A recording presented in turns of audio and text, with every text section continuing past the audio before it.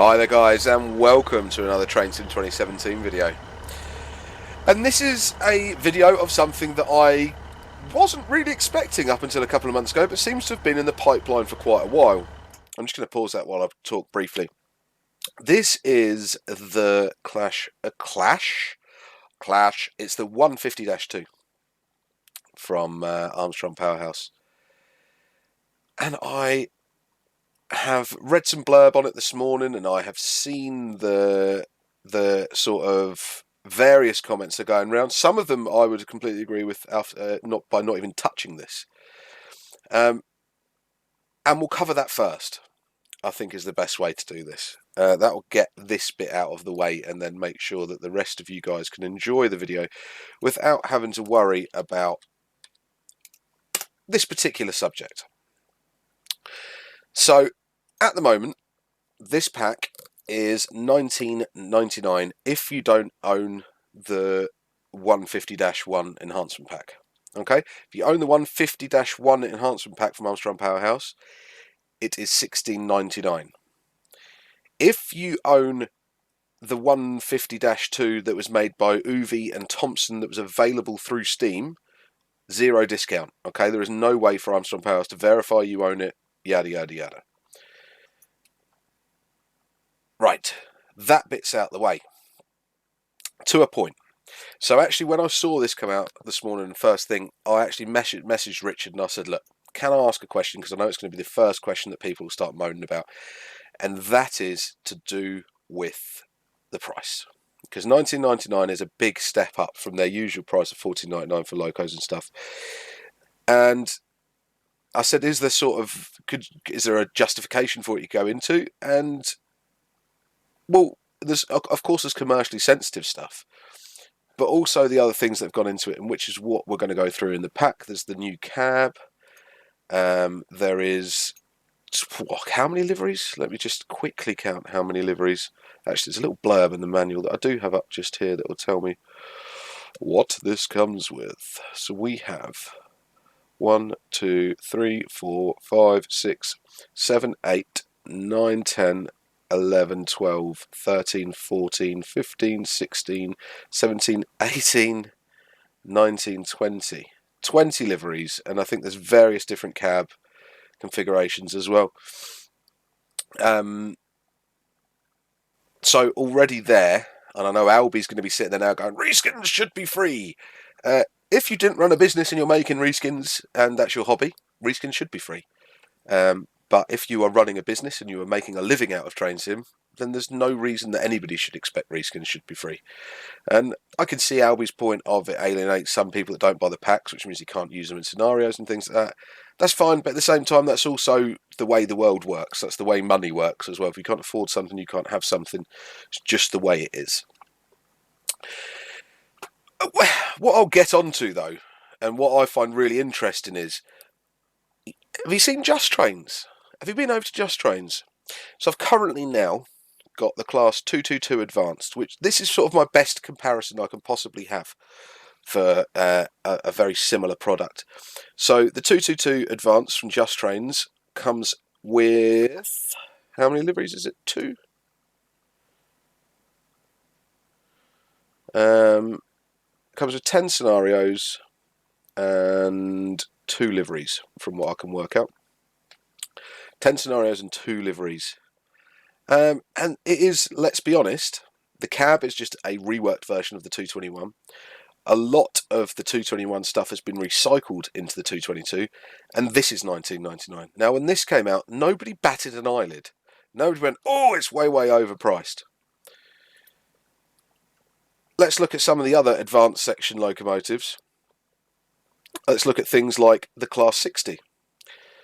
The Class 60 comes in various absolutely pants liveries. It is a model that is now probably, 9 years old? And it's $19.99. You can buy the Advanced by itself for £14. Alright. The Class 20 collection, which does come with a couple of wagons and some reskins that aren't too bad, again, $19.99. But the sounds are nowhere near as good. The scenarios are pony and use the 166 and everything. Nobody whinges when Just Trains do this. But Armstrong Powerhouse do it, and people throw a paddy. Right, I'm off my soapbox now. I'm going to now tell you if I think that this is worth the $16.99 that it cost me, or the $19.99 that you will cost you guys who don't have the 150-1 sound pack. I will get those two mixed up at some point during the video. Mr. Clowes will definitely correct me in the comments, I'm sure. So will many others. I'm not going to worry too much about timings on scenario, as I'm going to be having a look at it more than anything. Wow.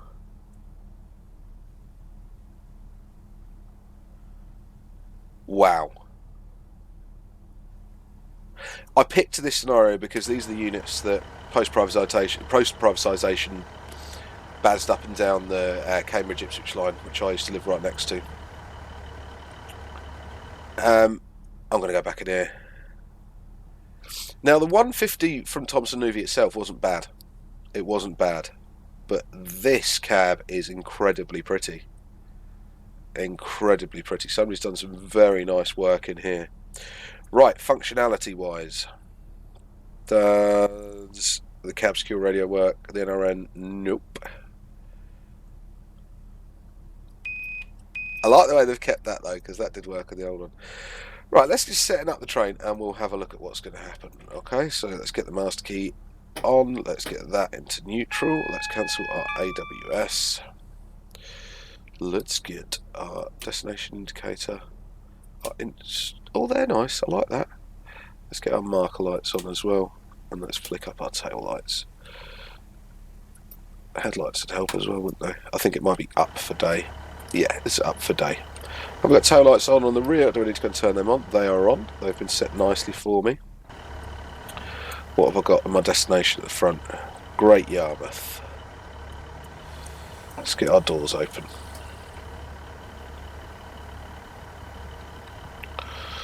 One thing I'm going to have a look... Oh, the door lights are nice. One thing I'm going to have a quick look at in the manual here is if it does DOO mode. So here's the feature list. So this is the bit I was looking for earlier and couldn't find anything. There are 20 liveries, detailed and external audio.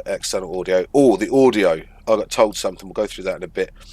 Accurate acceleration and braking physics, GSM-R radio, Voith T211R hydraulic transmission simulation, wheel slip protection, wheel size simulation, automatic unit numbering, dynamic exhaust. That sounded nice. I like that. Have I got a green at the end of it? I don't know.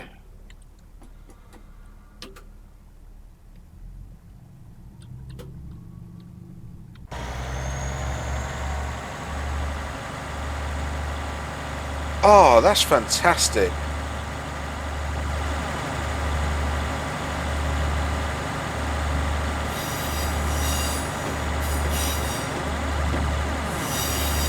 Now that is a massive improvement, even on the AP pack itself. 150 cabs are quite quiet anyway, notoriously quite quiet actually, apart from wind and everything hitting the front. Looking forward to really giving this a bit of thrash when we get out here. Right, back to what I was saying. Where did I get to? Automatic unit numbering, dynamic exhaust effects, player changeable destination blinds, 150 and 1-9 functionality. We'll have a look at that in a second because it's got one of the little blue things for me to read. Does cold start. It's got a driver vigilance device, 3 different coloured cab variants: normal, Great Western, and Northern. We'll have a look at those. Opening cab windows, we've just done, and cab instrument lighting, yes, and bits and bobs. That's cool. Right, what did I really want to look at? Well, let's go through it actually all. So GSM-R, I can't cover this in this. I should have really done one with a GSM-R so I could give this a real thing, but we'll do a scenario next that has GSM-R. So wheel slip, it has wheel slip protection, gearbox lights illuminate. We're in winter, so I'm hoping we should get to thrash this in a minute and see that kick in.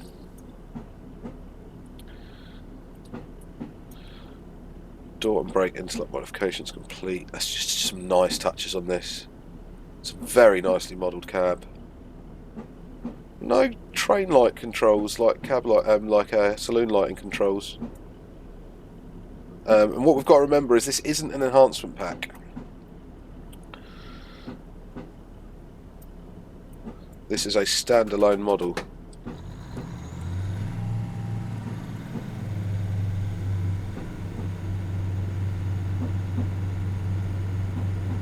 I'm not going to get any slip there, but alright, that's fine. Has wheel slip and wheel slide. So wheel slide is when you're braking and wheel slip is when you're accelerating. Automatic unit numbering, that's a scenario builders thing. We'll leave that sort of thing to Chris. Dynamics. Oh, look at the exhausts. I have seen them in the video though. I did watch the Armstrong Powerhouse video, try not to. But I was a little bit sort of...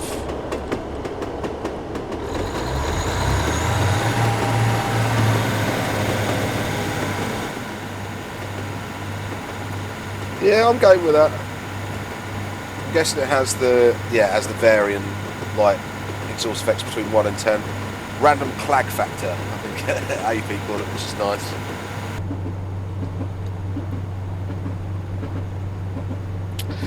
So we've got player changeable destination blinds. Now these change per reskin, so Regional Railways and the GM, PTE, Merseyrail and Sprinter North Network Northwest liveries have some. Anglia Central Trains, Network West Midlands and Regional Railways Centro have different set. Ex-Anglian Central Trains, Network West Midlands and Railways and Centro have a different one. Regional Railways, Arriva Trains North, First North West and Northern Rail and Northern have different. Regional Railways, ScotRail have different. Arriva Trains Wales and Arriva Trains Wales Revised have different. God, basically every reskin has a different set of destinations, and they are player changeable. So, I've changed my keys to be able to do this. So you see, I can change that how I want to, which is quite nice. We're actually on our way to Norwich, so we can stick that at Norwich. I like that. We'll stop at Hague. Hague is not in 0.2 miles. Ooh. Why is it doing that?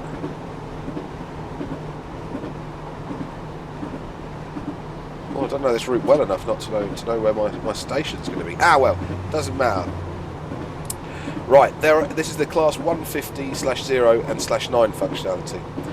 There are instances where class 150-1s and class 150/2s have been merged into a single 3-car formation to either do a 0, which I think was a prototype one, and it ended up sticking in the West Midlands, or a /9 using this pack with our separately available class 150-1 pack. It's possible to simulate this by forming the units as below.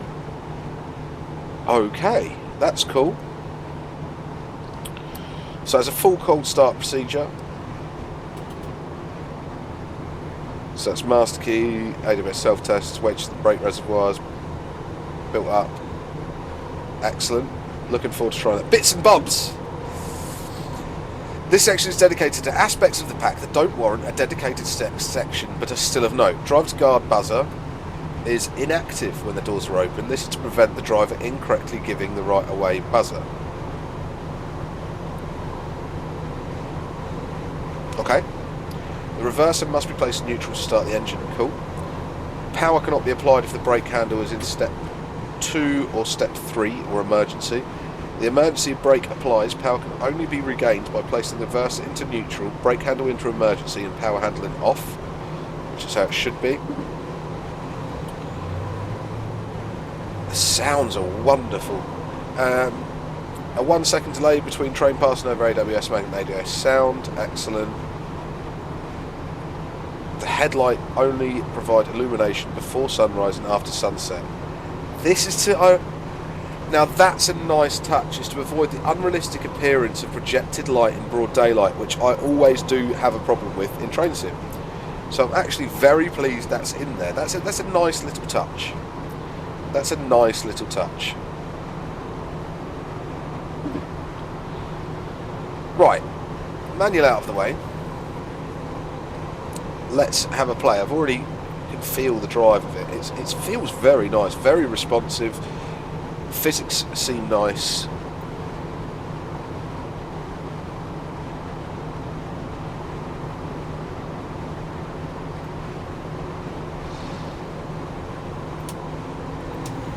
Yes, it works. I think that worked on the original 150 as well. I know the whole gear button was out of use most of the time. In fact, I think it's pretty much new. So that doesn't work. Heater bar doesn't work. I'd have liked to have seen that, if I'm honest. You know I like my clicky things.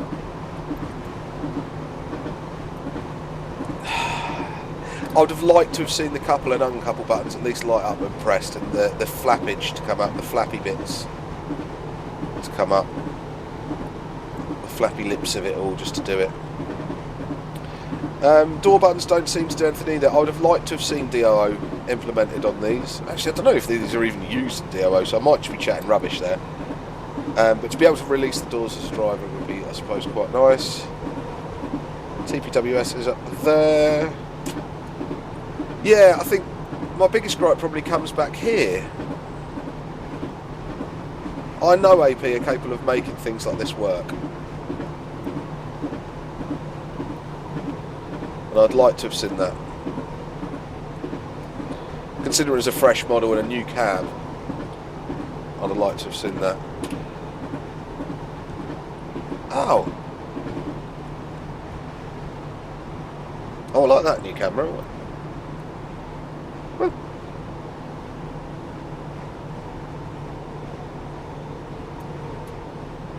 That's quite a cool perspective. Just to see the instruments a bit better.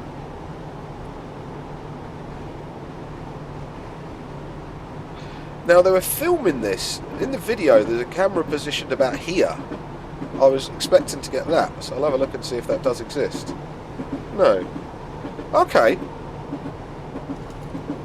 Okay. Okay.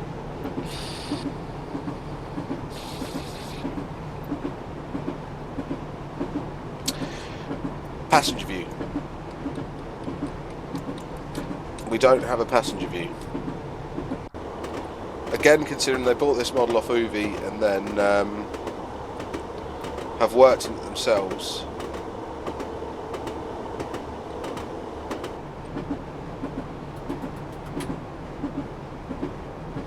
I'd have liked to have seen that. Now is one of my favourite bits. I get to do the horn. Yeah, I like that.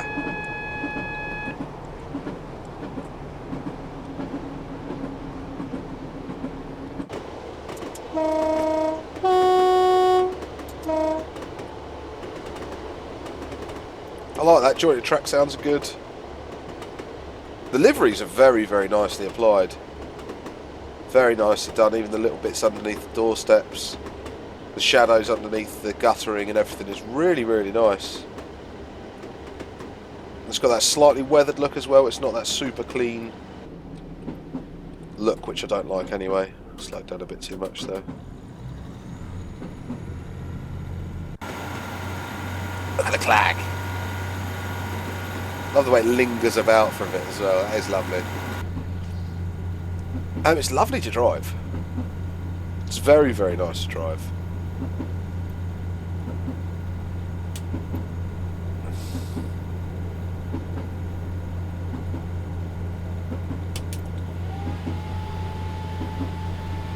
Okay, I like that. See, that wasn't mentioned in the manual and it's nice. I think I'd rather have had one step working on the fan though and been able to... Hello, co driver signal being currently having a bit of trouble pulling off A2, so please bear with me while I investigate. The wire runner's probably frozen. Okay. He got me on that non-working NRN there, did he? Oh, come on, get some slip at least. At least that would be an excuse for me overrunning this platform. Oh, the lighting here is lovely as well. That looks very pretty.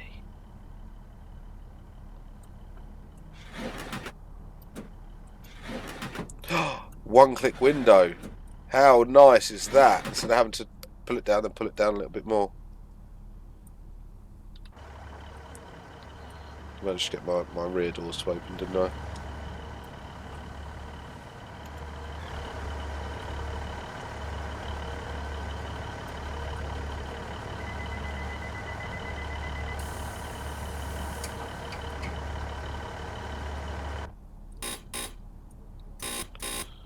Oh, and the guards buzzer sound came on even though I'd been out the cab, which I know is an issue on some locos. Now this signal's on, so I'm going to have to wait at this signal. There it goes, he's got it up. Perfect. Did you see that action? Did you see it move? They're still beautiful. Okay.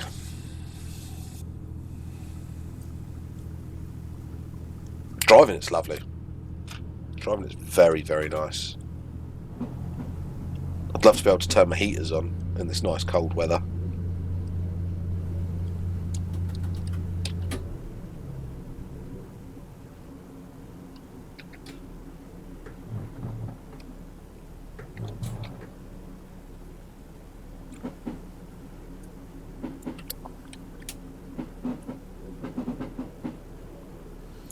And I like the light. It's not that orangey glow. It has got that really white light that you always see in sort of sprinter cabs. It's always pretty bright in there when the driver turns them on.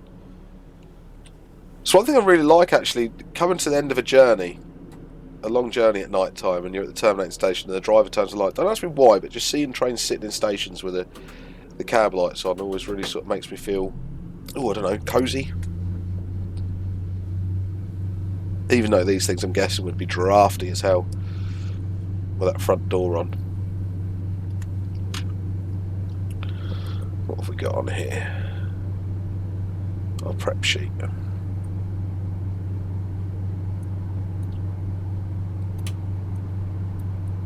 Oh, that's quite nice. It doesn't flood the cab with light. I like that as well.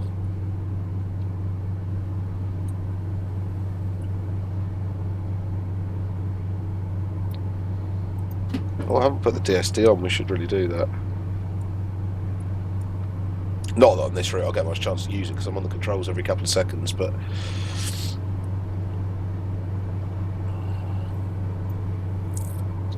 so yeah, slightly disappointed there's no passenger view. Slightly disappointed there isn't the full cab functionality that I was sort of hoping for, considering it was a newly made cab. Don't get me wrong, it's stunning to look at. It's very nice, the reflections in the window. Still a bit baffled by that. I'm not quite sure what this is for. I don't know if it's just to look at gauges or whatnot, because every time you push it you still have to move the mouse to see them.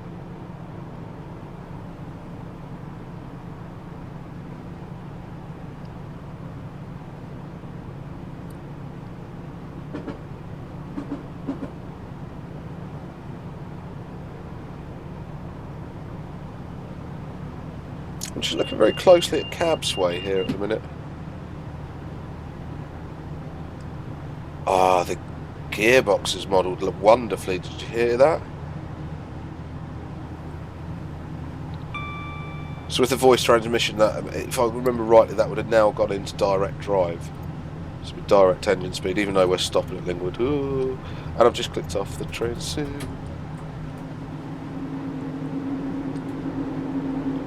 Yeah, we got a bit of skidding. Woohoo! Slipping and sliding. That's lovely.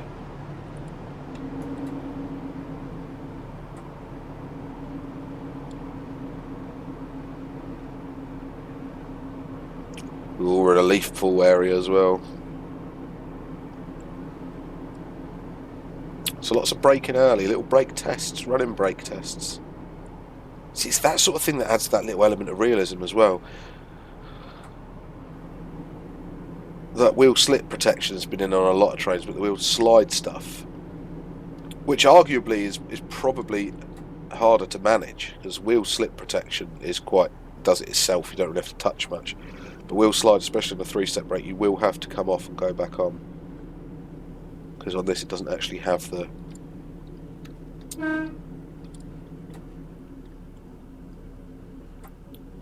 I don't know what the WSP is on the 150, to be fair.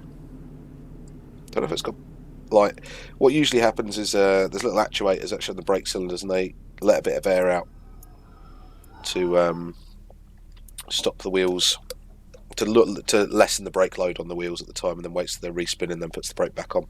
I don't know if it's got it through it. Right, what was I going to look at? Transmission-y bit, because I kind of know what I'm talking about when it comes to transmission, but I will use theirs. Right.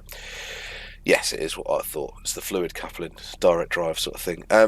Great care has been taken in recreating the characteristics of the two-stage hydraulic transmission unit used in this unit.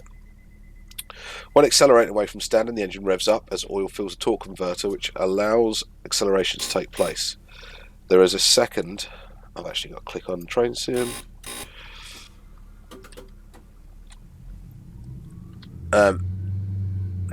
Take place. There is a 2 second or so delay between the engine revving up and the oil filling the converter, which is why these units don't accelerate as soon as power is applied, and is what caused the distinctive initial surge of RPM before the engine settles.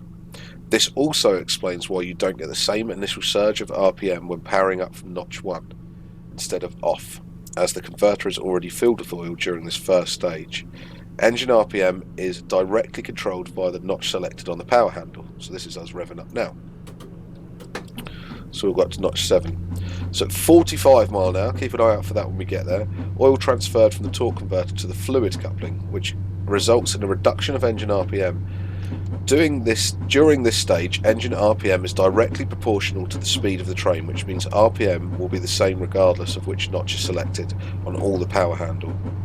All that varies is the load being placed on the engine.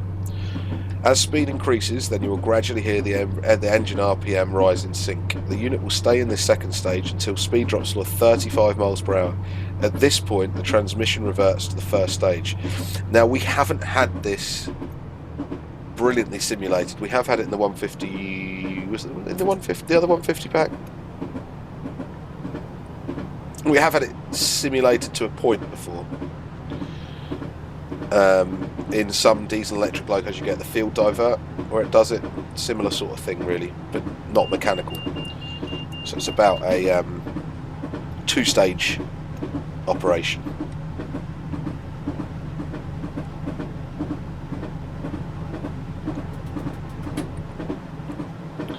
So remember, I'm going to have to brake early.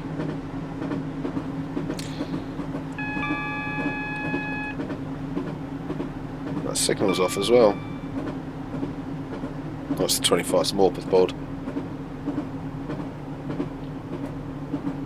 So if you look at the moment, you can still see we're sitting at 660 RPM, even though it will stay the same.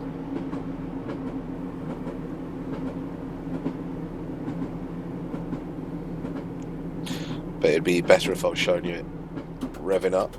So if I can, can I get up and slow down in time? I don't know.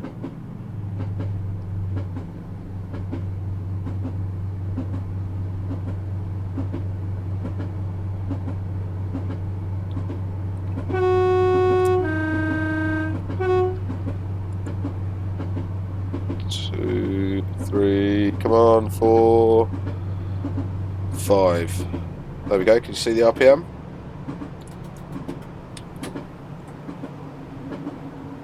That is very cool.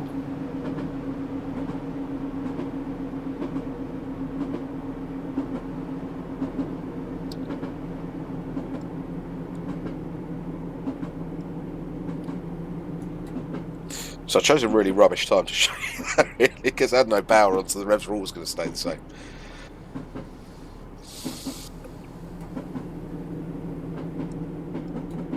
Slip it and slide in, come on. Yeah! I just like having to manage that, if I'm honest with you.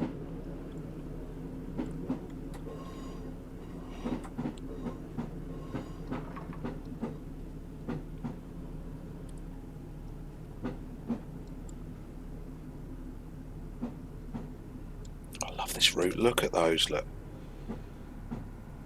Got all the wiring and the rodding. And there another one goes beside us. Right, drive.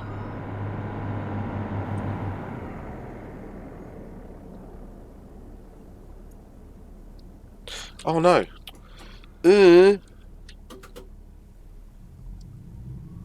if I can get this to spin here. Yeah.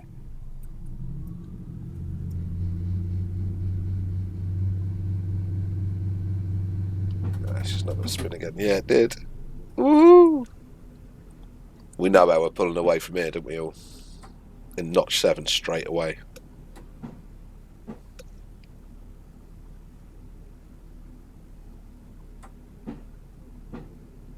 Oh, rough old bit of track there.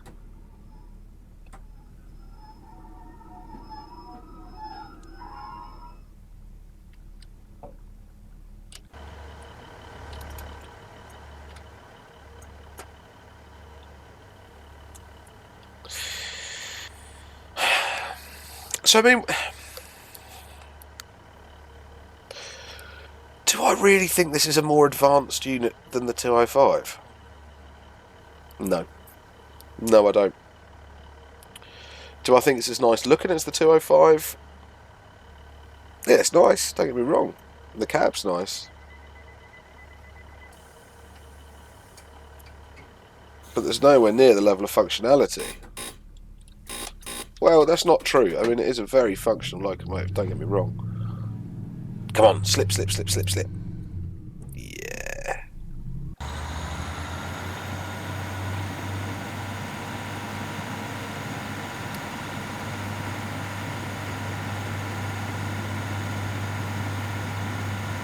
I've got one bit of slip out of it, I'm happy with that.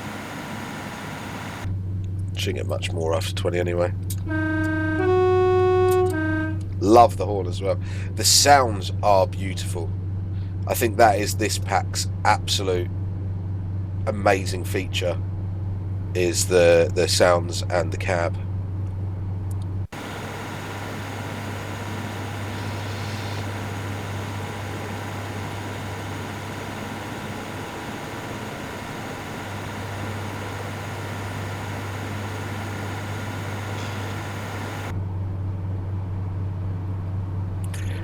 The cab sway we had on the 205 again as well.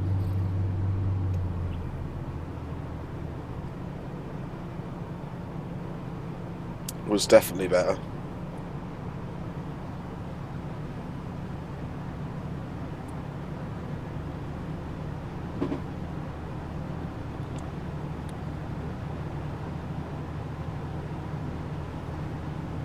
I think for people who didn't have the 150 before, punting a score on this is no problem at all. No problem whatsoever.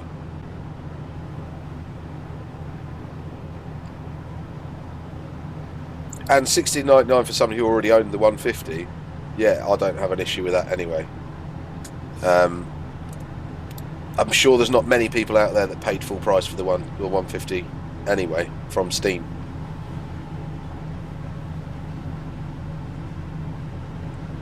And most of you guys will have had it for a long time.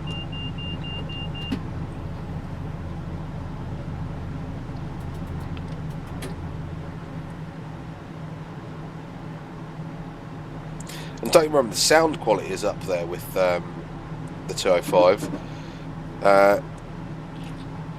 Richard was saying earlier that there are 140 sounds for the engine alone. And he says, don't get me wrong, you don't need that many even to make a decent sound pack. But there is 140 engine sounds alone in this. And you can tell, it does sound brilliant. The way they talk about the physics are beautiful. And the reskins are lovely. I just wish there was a bit more functionality in it, really. And I don't see the reason for an omission of a passenger view.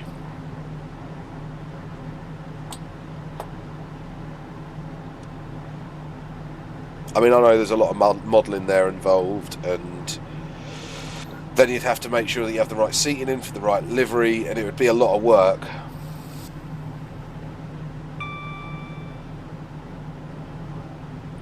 But it is kind of it's what people kind of expect these days.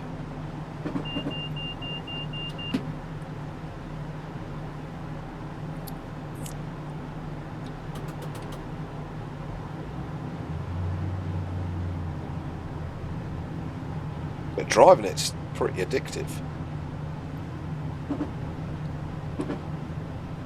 I'm finding myself needing to keep talking because I keep going into a sort of slight trance with it, listening to the sounds.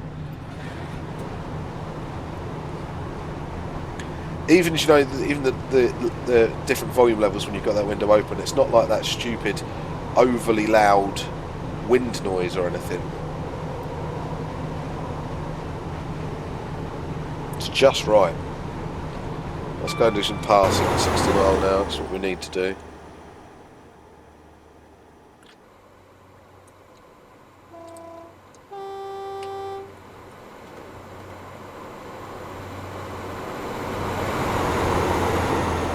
Yeah, it does just sound like a 150 should, like a Sprinter should. It really, really does.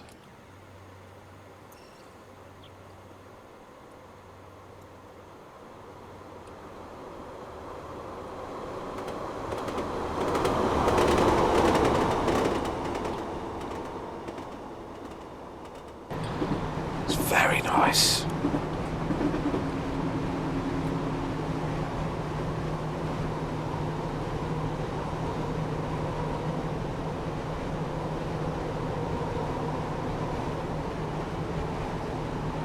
I mean, this is definitely the ultimate Sprinter that we have on train sim by far.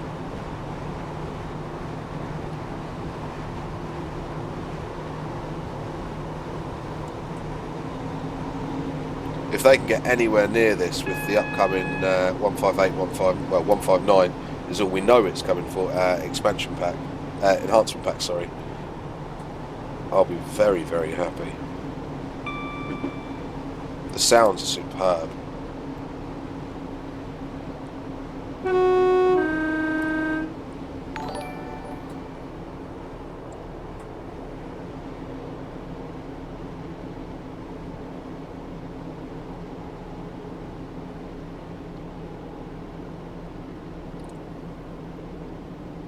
Just have a look what other scenarios used the northern one or anything, because I want to show you that, or the first Great Western one actually. I think there is one for the Riviera lines, isn't there? We'll have a look at that one. Double check the scenario list on here.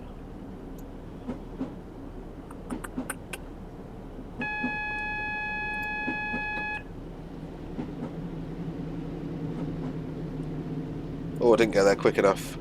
What the issue is now I've got two monitors. If I'm on the other monitor and the keyboard doesn't work on train sim. So, this actually gives us a chance though, doesn't it, to test this out. If I just lowered the brake now. There we go.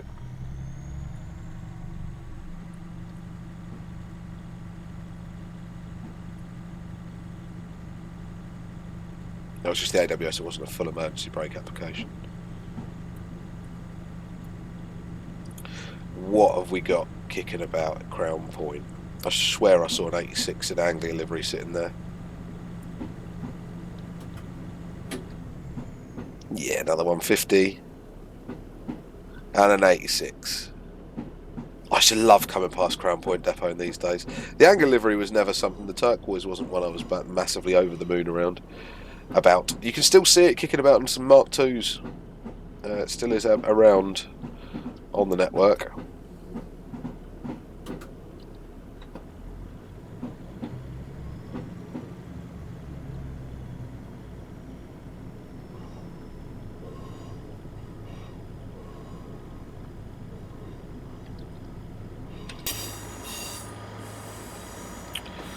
Oh, I'm sorry. That, I'll come in the wrong view. That is a lovely screen. It may not be the one I use in the video, but that's pretty atmospheric, isn't it?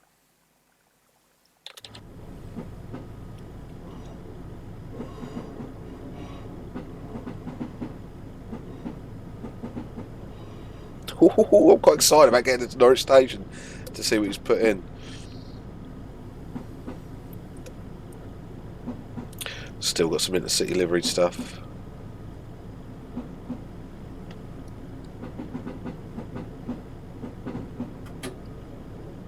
And the other thing I liked in the scenario was that message box that came up. Recently, some of the scenarios that have been coming with the AP pack have been a little bit the AP packs have been Not as good as their old ones, but this one is, yeah, bang up there. I did like the 68 pack one that came with this, the scenario pack for the 68 that came.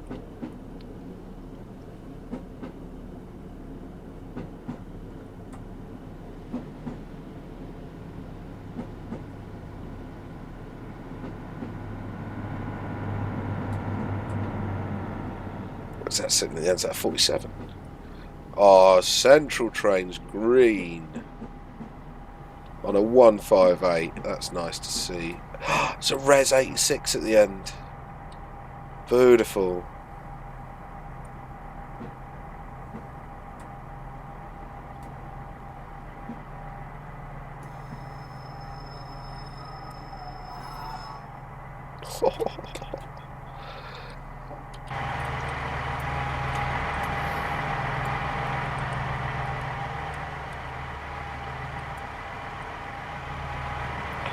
Yeah, that scenario was nice as well. I can't moan at that. Little bit of variety, lots of wheel slippy, having to do your brake test on the way out. The weather was good, atmospheric, good stock.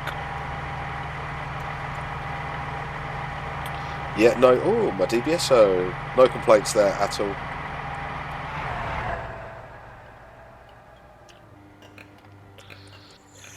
Nicely done, driver. Chilly old drive that. It was indeedy, but I enjoyed it. Right, stay with me. We're going to move on, and we're going to do the Riviera Lines one.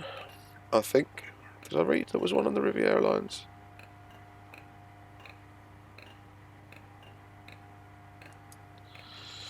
No, I can't do that because it's all for the Bristol to Swansea, and I don't have that section. So we'll do a quick drive. Well, here's a little bit of free advertising for our Super Alps there. Let's stay on the DPS East Coast main line, and let's do.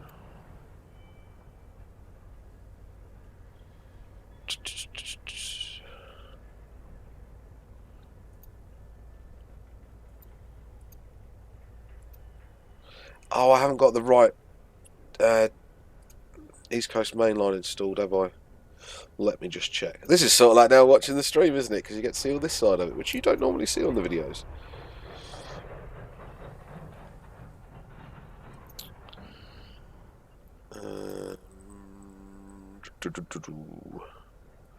Let's do Riviera Lines. It's at the Great Western or the South Wales. Where is it?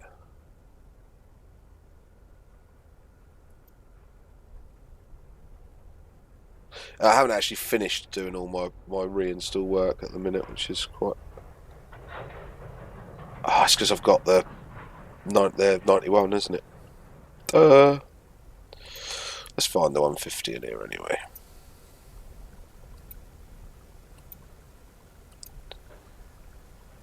There we go. Let's go for Northern. Oh, well, hang on. Which one's which?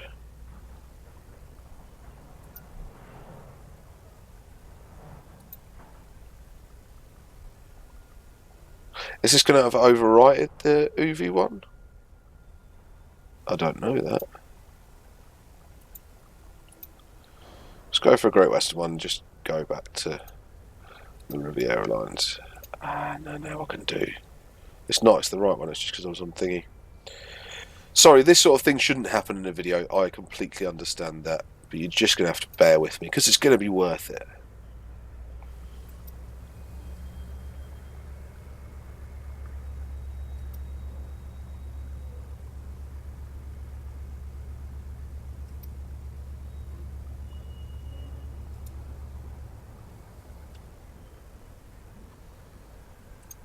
This is proper northern territory, so I'm going to go back to the... No, let's just keep it as that. Don't worry about this.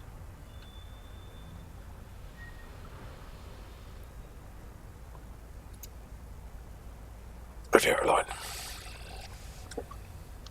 We're going to go from Exeter St David's. Oh no, let's go from Dawlish Warren to Teignmouth.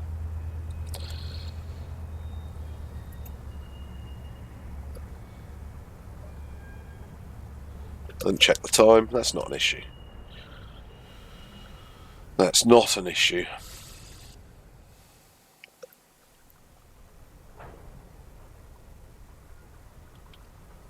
So yeah, they seem to get. There's 1, 2, 3, 4, 5, 6 scenarios that come with it, which is more than the other packs have had. So give them credit for that.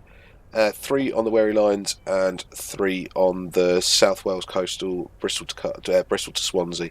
I completely forgot I needed that. There was the bit I didn't get, and I didn't buy it in the sales, which I really should have done. But I'm regretting it now. Also, with the 175 enhancement pack, which I think was the first one ready to come out, they all came with scenarios for that route as well. So yeah, again, we've got a different cab. This one's a lot cleaner, an awful lot cleaner, with the blue around and everything like that. This is the old one. This is the original. Oh, there's a yeah, it's the original. So it's not the AP one. So actually, this is quite good because this shows you what shows you the upgrade of it. Can you see how the cab is pretty flaky in it? I mean, it's decent. Don't get me wrong, but it's still quite flaky.